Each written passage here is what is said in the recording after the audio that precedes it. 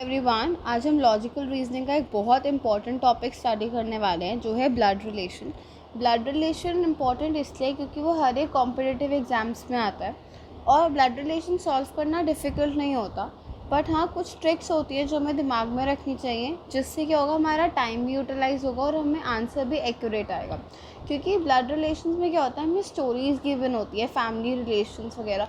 तो बहुत बार क्या होता है कि हम लोग उसको एक साथ पढ़ लेते हैं तो कन्फ्यूजन क्रिएट करता है। जैसे जैसे कन्फ्यूजन बढ़ती रहती है वैसे वैसे टाइम ज़्यादा यूटिलाइज होने लग जाता है। सो ब्लड रिलेशन क्वेश्चन को सॉल्व करने के लिए कुछ ट्रिक्स होती हैं। फर्स्ट ट्रिक इज़ कि आप जब भी ब्लड रिलेशन का क्वेश्चन सॉल्व करो, उसको आप अपने आप से रिलेट होकर सॉल्व करो। कि अगर आपके किसी ऐसी फैमिली मेम्बर को आप इंट्रोड्यूस करा रहे हो, उसके फादर, उसका कज़न, तो आपको जल्दी समझ आए क्योंकि आप अपने रिलेशंस को बहुत जल्दी समझते हो। सेकेंड ट्रिक क्या होती है कि जब भी आप ब्लड रिलेशन से क्वेश्चंस करो, क्योंकि इसमें एक होता है कंटेंट वाइज होता है, काफ़ी बड़े बड़े भी होते हैं क्वेश्चंस जो होते हैं, तो आप उन्हें छोटे छोटे स्लॉट्स में रीड करोगे तो वो ईजी होगा आपके लिए पढ़ना और समझना भी। नेक्स्ट थिंग इम्पॉर्टेंट इज़ कि आप जब भी ब्लड रिलेशन का क्वेश्चन सॉल्व करो, आप साथ साथ उसे ड्रॉ कर लो। क्योंकि ड्रॉ करने से क्या होता है कि क्लैरिटी फॉर्म रहता है, एक कंटिन्यूटी मेंटेन रहते हैं। तो क्या होता है कि हम एक साथ पढ़ लेते हैं, वो मेमोरी में स्टोर नहीं रहता और वो कन्फ्यूजन क्रिएट करता है। तो इसलिए ऐसी कुछ छोटी छोटी चीज़ें हैं जो हम ब्लड रिलेशन के क्वेश्चन को सॉल्व कर सकते हैं। और एक बहुत इंपॉर्टेंट चीज़ ये है कि हम लोग ना गलती क्या करते हैं कि हम लोग कभी भी किसी के नाम को उसके जेंडर से आइडेंटिफाई करते हैं। फॉर एग्जांपल, बहुत बार क्वेश्चन में गिवन होता है कि राम इज़ देयर, और क्वेश्चन में हमें पूछते थे count how many male members are there. तो हम लोग क्या करते हैं, हम राम को मेल मेंबर में कंसिडर कर लेते हैं। बट ज़रूरी नहीं होता, जब तक मेंशन ना करा गया हो कि राम मेल है तब तक हम उसे मेल मेंबर में काउंट नहीं करेंगे। मोस्टली ऐसे क्वेश्चंस का सल्यूशन डाटा इनएडिक्वेट होता है क्योंकि हमें नहीं पता होता कि राम का जेंडर क्या है। So let's focus on the first question, that is a lady said. जैसे मैंने आपको बताया, हम ट्रिक्स वैसे ही फॉलो करेंगे, छोटे छोटे सेंटेंसेस में रीड करेंगे और जो भी हम क्वेश्चन रीड करेंगे उसका एक डायमेट्रिकल एग्जाम्पल ड्रॉ करेंगे, पिक्चर ड्रॉ करेंगे ताकि हमें समझ आ सके।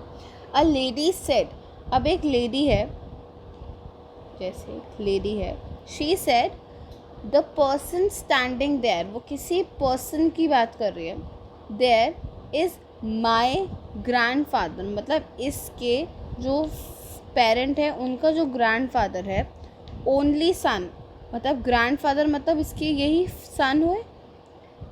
लेडी के ग्रैंडफादर के ओनली सन मतलब मेरे ग्रैंडफादर के इकलौते बेटे, तो मेरे फादर ही हुए। मतलब इस लेडी के जो फादर है, ओनली सन डॉटर, ये इसकी डॉटर है। अब यहाँ पे दो चीज़ आती है।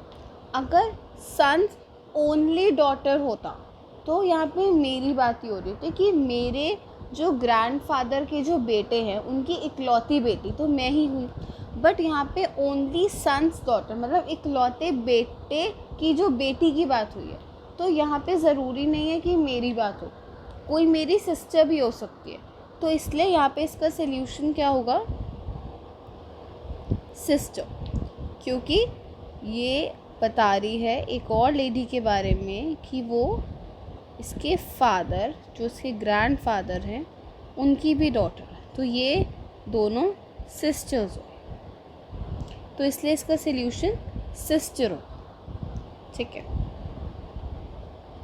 Next we go move to question number 2, introducing a man. एक मैन को इंट्रोड्यूस करके एक वुमेन क्या बोल रही है, ये वुमेन है, वो एक मैन को इंट्रोड्यूस करके बोल रही है हिज वाइफ, मतलब इसकी जो वाइफ है, इज़ द ओनली डॉटर। यहाँ पे अब ओनली डॉटर है, पहले वाले क्वेश्चन में क्या था, ओनली सन्स डॉटर था, मतलब वो इकलौते बेटे की बेटी की बात कर रहे थे। But in this question we are talking about only daughter of my son, मतलब जो इस मैन की जो वाइफ है, ये इसकी वाइफ है, वो इकलौती डॉटर है मेरे फादर की, तो मतलब मेरे फादर की इकलौती डॉटर तो मैं ही हुई ना, तो मतलब ये दोनों हस्बैंड वाइफ का रिलेशन फॉलो कर रहे हैं. तो then the question is how is the man related to the woman, that is husband and wife का रिलेशन है, तो वो उसका हस्बैंड हुआ.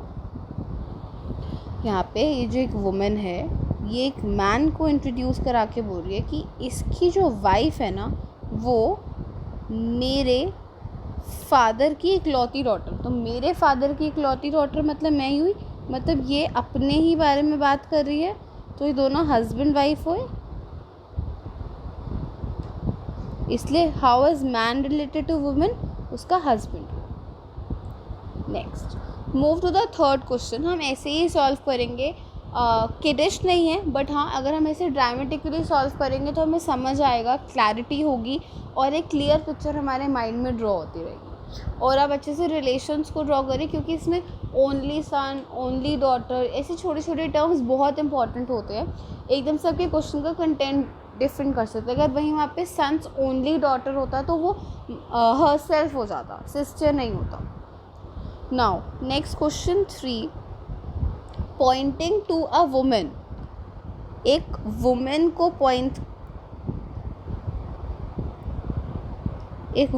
पॉइंट करके एक मैन ने क्या बोला, मैन ने एक वुमेन को पॉइंट किया. हर हस्बैंड मतलब जो इसका हस्बैंड है, हस्बैंड मदर, अब जो इसके हस्बैंड की मदर है, इज़ द वाइफ, वो जिसकी वाइफ है मतलब जो उसके हस्बैंड है, is the wife of my father only son. My father only son, मेरे फादर का ओनली सन तो मैं ही हुआ ना. मेरे फादर का जो ओनली सन, मेरे फादर का जो इकलौता बेटा तो मैं ही हुआ. तो इसकी जो मदर है, उनके जो हस्बैंड हैं वो मेरे फादर के इकलौता सन है. मतलब वो जो मेल है जो वुमेन को इंट्रोड्यूस करा रहा है वो बोल रहे जो ये वुमेन है इसका जो हस्बैंड है, उसकी जो वाइफ है, जो उसकी मदर है, उसका जो हस्बैंड है वो मेरे फादर का ही इकलौता सन है. तो वो अपनी ही बात कर रहा है. तो मतलब इन दोनों के बीच में क्या रिलेशन हुआ, brother in law, father in law and daughter in law का रिलेशन हुआ. हेयर ये जो मैन है ये एक वुमेन को इंट्रोड्यूस कराते वक्त बोल रहा है कि इसका जो हस्बैंड है, उसकी जो मदर है, उसका जो हस्बैंड है वो मेरे फादर का इकलौता सन है. मेरे फादर का इकलौता सन तो मैं ही हुआ, मतलब ये दोनों हस्बैंड वाइफ हैं, ये इनका सन है तो ये इनकी डॉटर इन लॉ ही. तो इन दोनों में क्या रिलेशन हुआ, father in law and daughter in law का.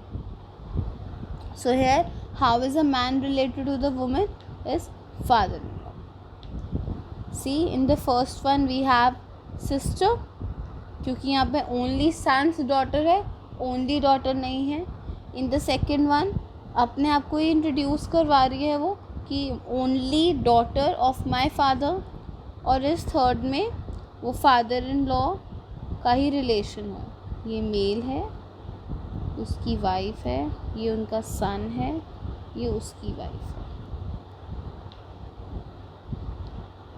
सो हियर आर द सॉल्यूशंस.